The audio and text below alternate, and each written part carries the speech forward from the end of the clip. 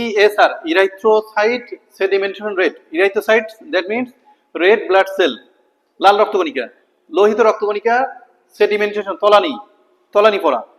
তলানি পড়ার যে হার, এটাকে যে সংজ্ঞায়িত করি, ESR is a rate.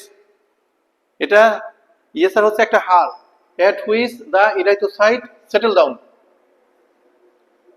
যে হারে তলানি পড়বে লাল রক্তকণিকা, মানে লোহিত রক্তকণিকার তলানি পড়ার যে হার, এই হারটা হিসাব করা হয় প্রতি ঘন্টায়, 1 ঘন্টায় হিসাব করা হয়। একটা টিউবের মধ্যে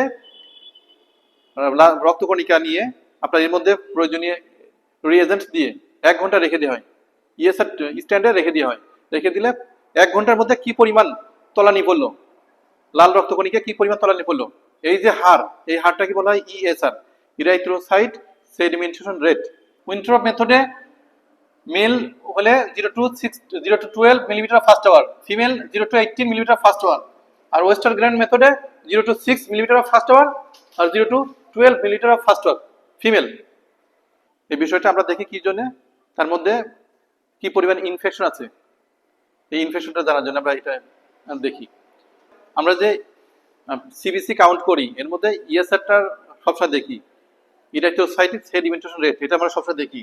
এর মধ্যে ESRটা কিছু ক্ষেত্রে বাড়ে, এটা রোগের কারণেও বাড়ে, ফিজিওলজিক্যাল কিছু কজও আছে যেটা আমরা রোগ হিসাবে ধরি না। যেমন ফিজিওলজিক্যাল কজের মধ্যে আমরা যেটা দেখি যে এজ, বয়স, বাচ্চা বয়সে যেরকম হবে এর থেকে বয়স অ্যাডাল্ট হলে পরে তার একটু আপনার ESRটা বাড়তে পারে। ফিমেলের ক্ষেত্রে মেল এবং ফিমেল এর মধ্যে ভেরিয়েশন আছে, বুঝছেন? আপনার মেলে যা থাকবে এর থেকে ফিমেলে বেশি থাকবে। হাই অ্যাটমসফিয়ারিক প্রেসার, বাতাসে যদি বায়ুর চাপ যদি বেশি থাকে সেক্ষেত্রে ESRটা বাড়বে, স্বাভাবিকভাবে বাড়বে, এটা কোনো রোগের কারণে না। পিরিয়ডের সময়, মেয়েদের মেনস্ট্রুয়েশনের সময় ESRটা বাড়বে এবং প্রেগনেন্সি অবস্থায় ESRটা বেড়ে যাবে। আর কি কারণে? প্যাথোলজিক্যাল কিছু কারণ আছে, কিছু রোগের কারণে ESRটা বাড়ে। যেমন ফার্স্ট কথা হচ্ছে কোনো ব্যাকটেরিয়াল ইনফেকশন হলে ESRটা বাড়বে। কি হলে? কোনো ব্যাকটেরিয়াল ইনফেকশন হলে ESRটা বাড়বে। যেমন ফার্স্ট মাল্টিপল মাইলোমা হচ্ছে আপনার জন্মগতভাবে আপনার রক্তের যে প্লাজমা, এই প্লাজমার আপনার সমস্যা, অর্থাৎ plasma defect, that means plasma cancer যেটাকে বলা হয়, বুঝছেন? এটা হচ্ছে মাল্টিপল মাইলোমা, এক্ষেত্রে আপনার ESRটা বেড়ে যাবে। লিউকেমিয়া, ব্লাড ক্যান্সার, এটাতে আপনার ESRটা বেড়ে যাবে। রিউমেটিক ফিভার, রিউমেটিক আর্থ্রাইটিস, এক্ষেত্রে বাত জ্বর, তারপর জয়েন্টে যখন ব্যথা হয়, ইনফেকশন বা ইনফ্লামেশন হয়, তখন আপনার ESRটা বাড়বে। ম্যালিগন্যান্সি, যে কোনো প্রকার ক্যান্সারের ক্ষেত্রে, breast cancer, uterine cancer, brain cancer অথবা বোনস ক্যান্সার, অন্য যে কোনো ক্যান্সারের ক্ষেত্রে সেটা ম্যালিগন্যান্সি, যে ক্যান্সারটা, যে সেলটা দ্রুত ছড়াচ্ছে, এক্ষেত্রে আপনার ESRটা বাড়বে। মায়োকার্ডিয়াল ইনফাকশন, হার্টে যদি কখনো ছিদ্র হয় সেক্ষেত্রে ESRটা বাড়বে। নেফ্রাইটিস, কিডনিতে যদি ইনফ্লামেশন হয় ESRটা বাড়বে।